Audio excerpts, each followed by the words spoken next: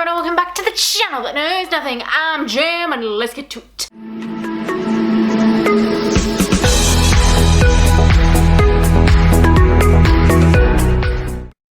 Welcome back to another fantastical Harry Potter tag, so let's go. Question number 1 in this tag is Accio, and that is an upcoming book that you wish you could get your hands on right now, and I have to go with the third in this series of the Fourth Wing books, because my god, I don't really know what's happening. I'm not really there for the main characters, but I am intrigued to see what will happen throughout the entire thing. I'm just there for the dragons, if I'm honest, and some of the side characters, and then that's it. I could not care about like the sort of main people in the book, or no. I'm not there for the romance, not really. Question number 2 in this tag is Hello Amora, and that is favorite series starter, and I think it's pronounced Arcanine or something like that, but I just thought it was a lovely little start. It was so cute, and you can tell that it's gonna get more serious. I have not read the rest, but I can speak volumes of the first one. I think it is definitely not directed at my age group, but it's definitely around the time it should have been a book I read around the same time as Harry Potter and the Hunger Games. Definitely that early high school sort of fave books, or definitely should be a favorite book of high schoolers now, since it wasn't really released until like I was way out of high school. But it was very cute. It's definitely got major Harry Potter vibes / Divergent, I feel, as well, just with how the school is.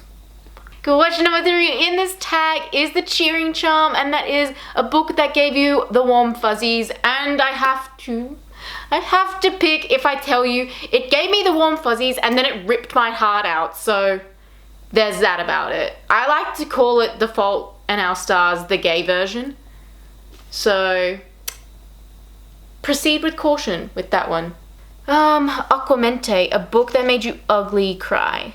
None, because apparently I'm a robot and have no heart. Number 4 in this tag is Aquame, and that is a book that made you ugly cry, and I have written down none ever, because apparently I'm a robot and have no heart. But that's definitely changed in the recent present. I have cried many a time at several different books, but I think the one that really hits home is Different Not Less. I think I've spoken about it so much. The emotion and the themes and everything that happened in Chloe's life, I have never felt like so seen before in my entire life.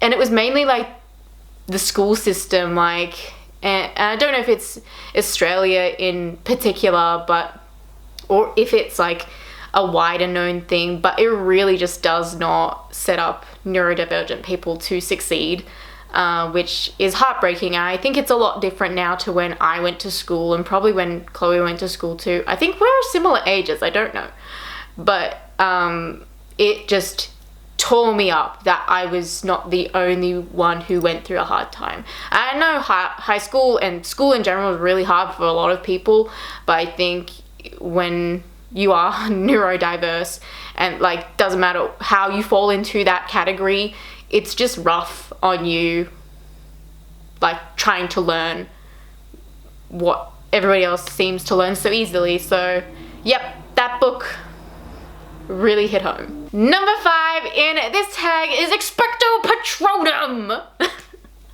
And that is a bookish hero or heroine that you want around always to protect you, and I have picked Inej from Six of Crows, because I feel like she could protect me always, like, and I imagine her, like, I picture her as a small person, like smaller than me, and I'm pretty small, so like, yeah, I really want a badass assassin around to protect me.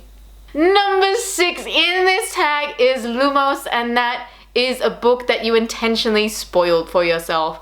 There are many, but this one was kind of, it was intentional, but also not at the same time. When Iron Flame came out, I was waiting for it to load into my Audible, and I just went on to Goodreads for a little scroll at the comments to see what happened. And so I may have read what happens at the very end of Iron Flame, which many people have big issues with. And so I knew that happened, but I didn't know where in the story it happened. So the entire story, I'm waiting for this pretty bad thing to happen. And the fact that it happens at the end doesn't make sense to me, because there are so many moments throughout that book that, spoiler, skip this part if you don't want to hear it. Otherwise, proceed with caution, that Xaden was gonna die. And so I'm like, yep, here. There's like several occasions in which he can get utterly obliterated. But no, at the end, he's just fucking cursed instead, or cursed or diseased. I'm not really sure how it works with what's going on. I'm not gonna pretend I understand what the Venin are, really. I don't get it. Number 7 in this tag is Imperio, and that is a book that you wish you could make everybody read, which is just fucking messed up in so many different ways. But I'm gonna pick a Game of Thrones for this one because it is such a classic, like, fantasy / medieval read. I really like it, and I think majority of people do, based on like the viewing that the show got. And it's basically, the first book is basically the first season. Like, they get things pretty close to how the book is. Even in the second season, it's pretty close too. It's like the third season where they just go off the rails, and like, I don't even want to talk about that series. It's just devastatingly terrible at the end, really. Number 8 in this tag is Ingordio, and that is a book series you wish never ended. And I feel like the Grishaverse, like, I really like that. And like, in saying this, it's kind of continued anyway. It's just not so focused on like Alina? I said Elena, that's wrong. Alina. And I think that's kind of a good thing. I like that it's still like continuing. I hope it keeps going, because I really do like where she's heading. Number 9 in this tag is Wingardium Leviosa, and that is a book that has an uplifting message or an uplifting ending. And I am going to pick Lightfall for this one. I think like the beginning, the little quote in the beginning of the book kind of sets up what the book is going to be. It's like, have hope even when like you're in the darkest of moments, and it's just very cute, and I think I just really like the messaging now. Number 10 in this tag is Obliviate, and that is a book you wish you could forget reading. And I feel like it's City of Lost Souls. There were so many things that there was one particular thing I was not okay with, and I think many people have that there's a chapter, there's something said.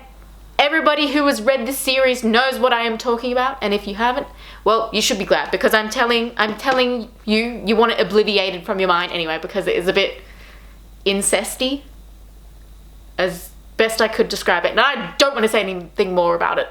Number 11 in this tag is Anna Penello or something. I've never heard of this one, but maybe I'm saying it wrong. But an author whose books always get you out of a slump, and it used to be Rick Riordan. But now I don't know. I feel like I am like slumping so hard. And maybe it's the books I'm reading. I'm just like, they're just not slapping.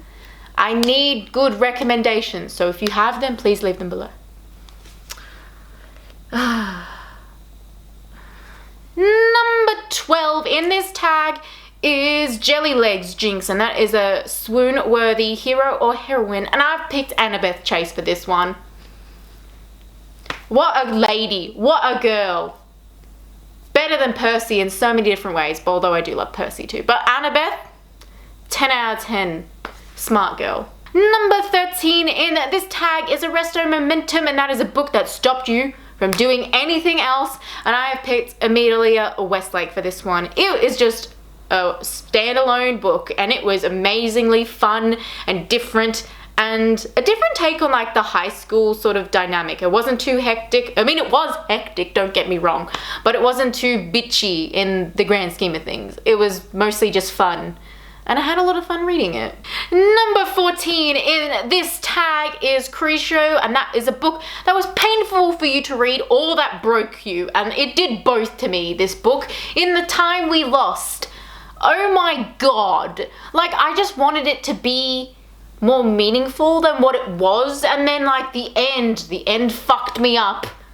I think the end fucked up everybody, but like that one was particularly bad. I did not enjoy it because there was not really a happy ending, and like, to be honest, in all other Carrie Hope Fletcher's books, I feel like there is somewhat a happy ending, and then this one, the two characters who kind of like you think gonna end up together at the beginning aren't together at the end, and I was like, well, this is not what I signed up for. I signed up for romance, and this is not what I got, and I'm disappointed. Number 15 in this tag is Rictus Sempre, and that is a book that made you laugh out loud. And surprisingly, it was like the Bridgerton series. I think it was just so cute, or at least the first couple of them. Like the first 4, and then I couldn't care less about the others. Really were just like, it's like a giddy time. It's like a romance, there's a little spice in there. It's just like, oh, this is so wholesome. I like it. I like romance a little bit, sometimes. Mainly Bridgerton. Number 16 in this tag is Expelliarmus, and that is a book that you wanted to send flying. And that was Finnegan's Wake. Oh my god. I had to read it and have like the audiobook in the background, and I still didn't understand what was going on. I think I got about halfway before like just giving up completely to whatever that gibberish was. Sorry to those who like it. I'm sure it makes sense to you, but I was hearing another language when that was playing. I was like, my eyes glossed over. Went in one ear and out the other. Like, my god. It's thick too if you haven't seen it. And I'm like, how and why and what is going on? Number 17 in this tag. 10. Yeah, 17 in this tag is Portus. I think that's how you say it.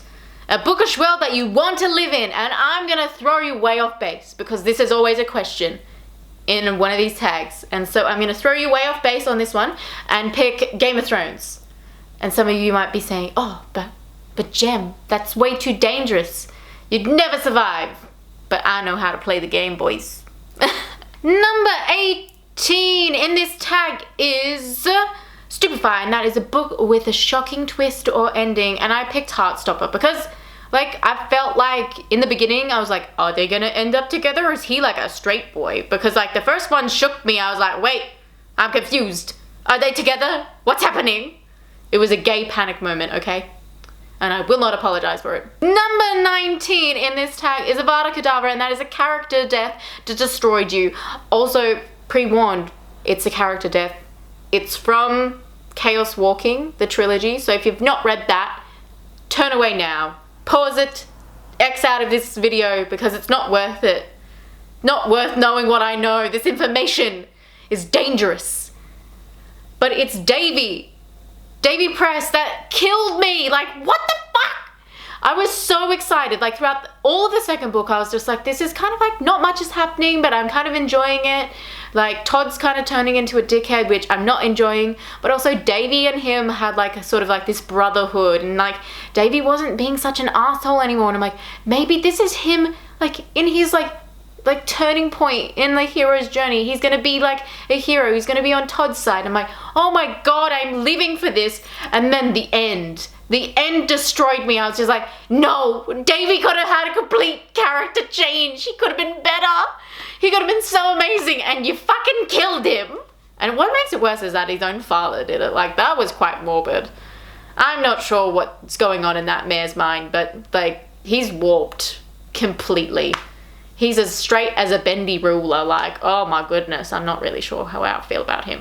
Number 20 in this tag is Incantatum? I don't know. I'm not gonna pretend I know how to say any of these spells. I would suck within Harry Potter. But hand me a sword and I'll fight in Game of Thrones. But that is the best series end, and I have got to pick Rule of Wolves because there was so many twists and turns in it, and I kind of loved it in the end. I love Nina and Nikolai and Zoya though. They're like my favorite from like the original series, so the fact that I love Rule of Rules isn't exactly a big shock. Anyway guys, that's all I've got for you today. Please like, subscribe, because that is always nice, and I'll see you next time. Goodbye!